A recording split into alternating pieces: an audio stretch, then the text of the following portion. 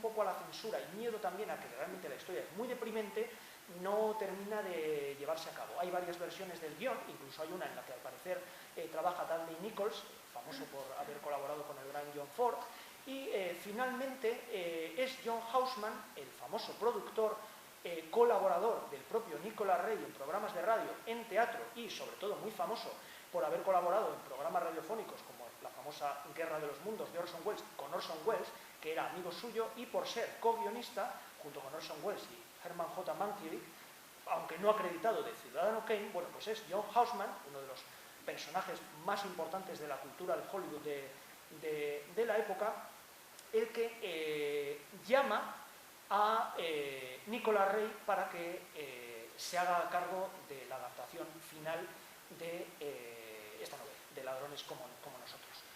Lo hacen además amparados por otro personaje del que hemos hablado además en varios cineclubs, que es Dore Scully, un personaje, seguro recuerdan que dijimos, el productor de La escalera de caracol, recordarán que había contratado a Robert Siodmak, que dirige el estudio de la RKO durante 18 meses, y en esos 18 meses realmente es un momento de ebullición brutal de la RKO. Ahí vuelve a contratar a Orson Welles, si no recuerdo mal, Roland Renoir, por ejemplo. Roland trae a Hitchcock, cineastas muy consagrados, y luego permite que debuten Nicolas Ray o Joseph Losey. Realmente trae también a Robert Siodmak, como habíamos visto, para hacer La escalera de caracol. Y él ampara un poco tanto a Houseman como a Nicolas Ray para que adapten ya por fin esta película, que se empieza a rodar en el año 1947, en agosto del año 1947. Bueno, esto resumiendo un poco, tampoco tiene mucho sentido entrar en muchos más detalles. Lo que sí es interesante es que Houseman tiene sus prevenciones ante el hecho de que Nicolas Ray, que nunca ha dirigido una película, aunque sí es verdad que ha dirigido alguna cosa para televisión, que yo nunca he visto, una televisión realmente incipiente y primigenia, porque es al año 45 me parece, y no sé tampoco exactamente lo que es, porque no lo he visto, pero Houseman tiene sus prevenciones al ser un cineasta novato. Elia Kazan había sido director también primerizo con Un árbol crece en Brooklyn, Lazos humanos. Y Kazan, lo cuenta mucho en su autobiografía, se sentía muy inseguro, y él sobre todo se ocupó del tema de la dirección de actores, del tema de la cámara, posiciones de cámara, este tipo de cosas. Se encargó, era una película para la 20th Century Fox, otra productora, ya digo, con Nicolas Ray de ayudante de dirección. De los temas de cámara se había ocupado Leo Sanroy, uno de los grandes cineastas y directores de fotografía de toda la historia. Entonces, con Nicolas Ray, y eso es una diferencia con Kazan, sucede una cosa completamente distinta, que es que desde el primer día de rodaje, John Houseman, se queda impresionado porque dice: este hombre tiene un dominio del oficio como si llevara filmando cine 20 años, y además con una imaginación absoluta, una pasión absoluta. Le dejan el tiempo, que es quizás lo que le faltó en otras de sus películas posteriores a veces, para hacer la película prácticamente a su gusto, y prácticamente, Houseman lo cuenta en el texto que les hemos entregado, Houseman comenzó, digamos, como el jefe, y al segundo día dice: no, me voy a poner a sus órdenes, porque veo que tiene perfectamente claro lo que va a hacer. Bien. Nicolas Ray, Joseph Losey y Elia Kazan. Fíjense, tres cineastas muy parecidos en el sentido de que son de la misma generación, pero completamente distintos. Losey, y estaría maravilloso poner alguna película de Losey además a lo largo de esta temporada, o quién sabe de la que viene, porque hemos hablado además mucho de él. Y yo creo que es un cineasta que ha estado muy olvidado durante muchos años, después de un prestigio crítico descomunal, y habría que volver quizás a sus películas de los años 40, 50 en Estados Unidos, pero también a muchas de las posteriores. Bien, Losey es completamente distinto a Nicolas Ray, incluso en su personalidad, ya digo, como íntima.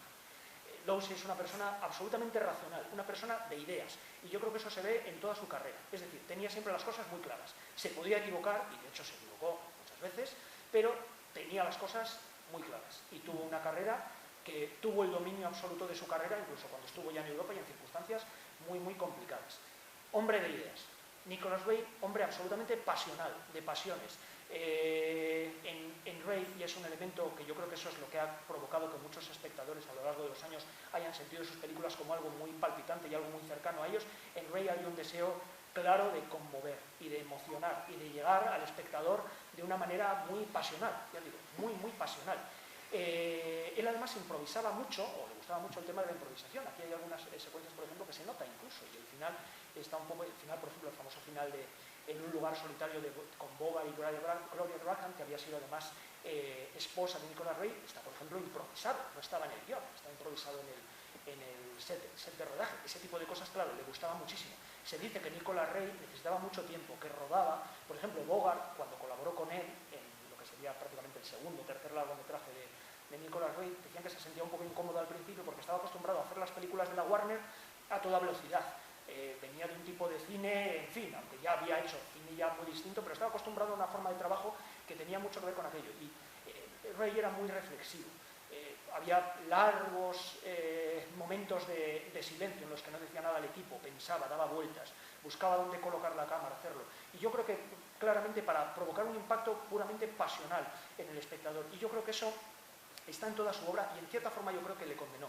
Llegó un momento, y eso lo podemos comentar luego, y a lo mejor si está luego Enrique nos puede contar muchas cosas de Nicolas Ray, sería maravilloso, porque me siento yo un poco como un intruso hablando aquí de Nicolas Ray delante de alguien que es un gran conocedor y un gran fan de este cineasta. Pero yo creo que, es mi opinión, yo creo que quizás llegó un momento en el que prácticamente no pudo controlar bien su carrera. Esto se unió a muchos problemas de alcoholismo, drogas, depresión, muchos problemas de mucho tipo, ¿no? Y yo creo que la segunda parte de la carrera de Nicolas Ray, ya a partir de que está en España trabajando para Bronston prácticamente como una vieja gloria, porque Bronston lo utiliza un poco así, ya fuera del paraíso, digamos, de Hollywood, paraíso entre comillas, en el que había tenido tantos problemas, yo creo que ya llega un momento en el que no puede dominar su carrera, y de ahí esos 10 años que tendrá hasta la gran película experimental We Can Go Home Again del año 73, también la podemos comentar luego un poco. Es una película muy singular, además para una figura como Ray, pero realmente él no pudo, a diferencia de Lucy, por ejemplo, o de Kazan, que realmente tomaron las riendas de su carrera a pesar de haber tenido muchísimos problemas, él no pudo hacerlo. Yo creo que eso tiene que ver con su forma de hacer cine y con su propia personalidad. Bueno, no querría tampoco extenderme mucho más. Yo creo que es una película que realmente comunica tanto que quizás todo lo que se diga pues no va a ser un poco, pues bueno, reincidir en cosas que lo van a ver ustedes perfectamente, y dentro de hora y media podemos seguir. Lo único, les comento que Ray era alguien que, eso sí, era alguien muy amante de las innovaciones, le gustaba muchísimo.